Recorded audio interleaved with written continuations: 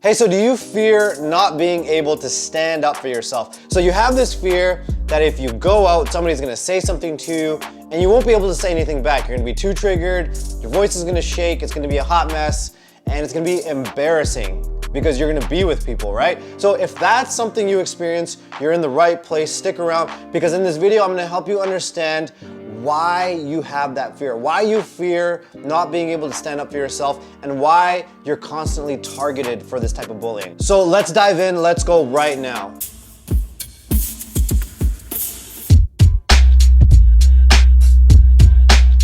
So if you're new to my channel, welcome. My name is Ruben and I help individuals eliminate their social anxiety attacks, the blanking mind, the racing heart, the feeling like you can't breathe, the shaky voice. So if that's something you experience, consider hitting that subscribe button and the bell notification beside that so you can be notified right away when I release videos just like this one. Now, going back to this feeling, you get the invite to go out, right away you get the racing heart, the ruminating thoughts, and you get the visions of these worst case scenarios where you're gonna be put on the spot, embarrassed, humiliated.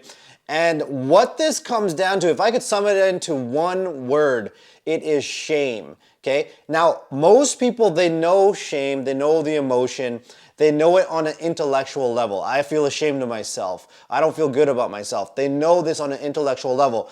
But I want to help you understand this on a much deeper level, on an energetic level, because that is what's driving this entire dynamic that you're experiencing. And so how do you know you're experiencing shame? The first step is awareness, and you want to start building this awareness by paying attention to your self-talk, the way you speak to yourself. And so everything that you feel, every emotion that you experience, it's either a manifestation of love or fear. And we're going to really break this down.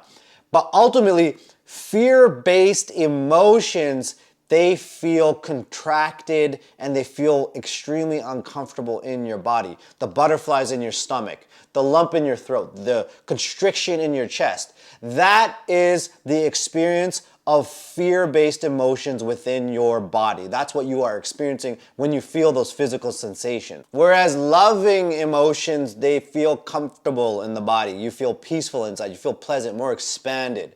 Okay, there's no discomfort. So let's go back to the fear-based ones, because these are the ones that are causing you to fear not being able to stand up for yourself. So you have to understand that an emotion is energy in motion. It's an electric current that happens within the body. We are energetic beings, and every emotion vibrates at a certain frequency. And the lower the frequency, the more shock it is going to be to our body when we experience that emotion or it gets triggered up within ourselves. And so I want you to experience this yourself. You don't think your way out of social anxiety, you feel your way out of it experientially, okay? So let's cover 3 manifestations of fear, okay? Shame, guilt, and anger. And let's actually start with anger first, because anger is on a higher frequency than shame. So when you experience anger, you won't be as shocked internally when that anger erupts, okay? And when you're doing this, I want you to really feel into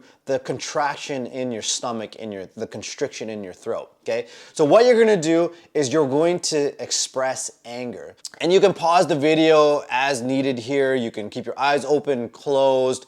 You can rep this out a few times to really get a feel for this, okay? So let's first start with anger. It's the highest frequency for the fear-based emotions, okay? Get angry. So whatever you do, you have to envision yourself getting angry at someone. So express that anger. What the hell's your problem? Fucking asshole. Whatever you say, express that anger, but more importantly, feel the contraction in the belly and the constriction in your throat, okay? Really feel the energetic component happening within the body when the talk's going on up here, okay? And next we're gonna move on to guilt, a lower frequency emotion. And the type of self-talk when you're feeling guilt is, how stupid of me. I'm always doing stupid things. I'm so sorry, I gotta do better, I'm always making stupid mistakes. That's guilt, okay? So I want you to go ahead and talk to yourself like that. I gotta do better. I'm always doing stupid things. I gotta do better. And then again, I want you to feel into the contraction, the tightness in your belly and the constriction in your throat. And I want you to notice there's more contraction in the belly. Your belly's flexed harder.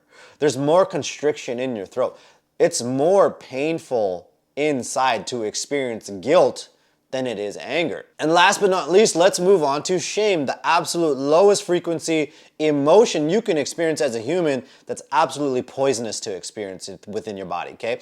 So let's get into this now, and I want you to say, I'm such a fucking idiot. Wow, I'm such a piece of shit. What is wrong with me? I'm such a weirdo. Such a defective person.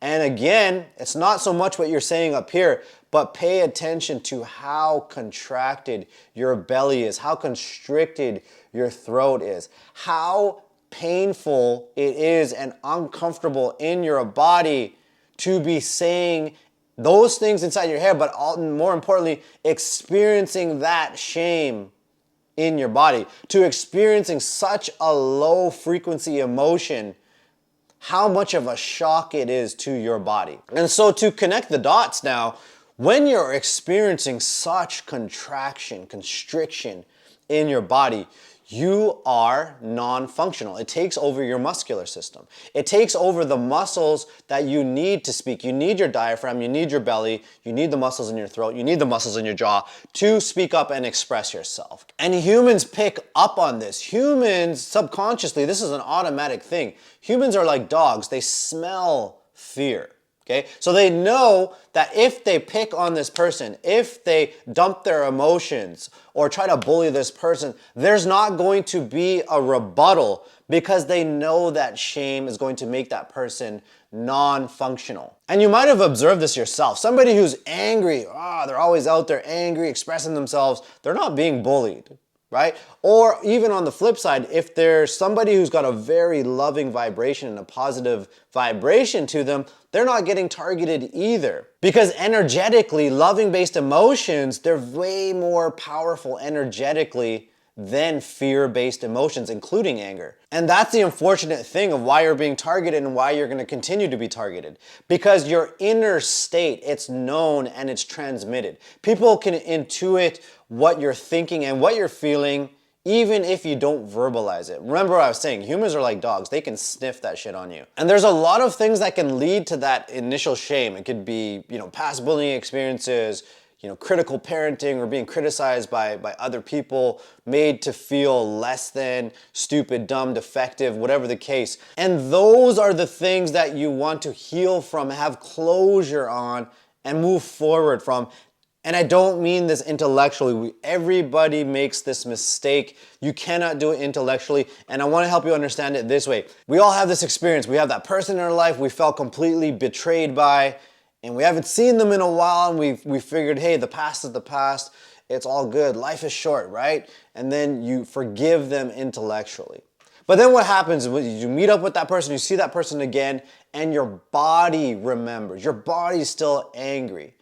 Your body still feels deceived, and everything keeps rushing back, and you realize you haven't forgiven that person at all. And why is that? Because going back to my point earlier, you have to forgive intellectually, but more importantly, the driver of that entire dynamic is your body has to forgive. You have to energetically forgive that person so that your body doesn't have those same memories of betrayal. It doesn't get activated and triggered in the same way, which is going to take over your experience in that moment when you're with that person again. And it's the same principle for social anxiety and walking around with this fear that you're going to be humiliated and you're not going to be able to stand up for yourself, okay? So if that's something that you want to work on, then what you can do is download your free guide. I'm going to link it below the video.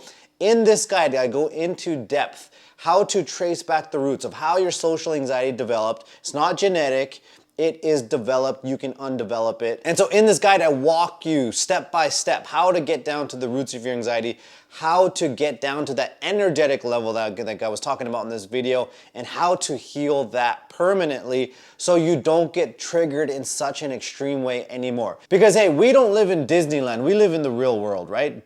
The bullies, they're out there. Okay? You're gonna find them in the workplace, you're gonna find them in your social circles, you're gonna find them in your family barbecue. You need to be able to stand up for yourself and to stay in your power in the midst of confrontation. It's an absolutely crucial life skill. It's crucial to your self-esteem. You cannot develop rock solid self-esteem without this assertiveness, okay? And if you need more support, you can join my Facebook group. I'll also link that below the video. You can come in there, connect with people, join the community, ask me questions, get more of my support along the way. And also I have my Instagram account. I'll put that below the video as well. There's daily tips, inspiration, just a ton of valuable content to support you along the way in your social anxiety recovery. All right, so please lean on those free resources. It's been an honor. Thank you for watching, and I'll see you in the next video.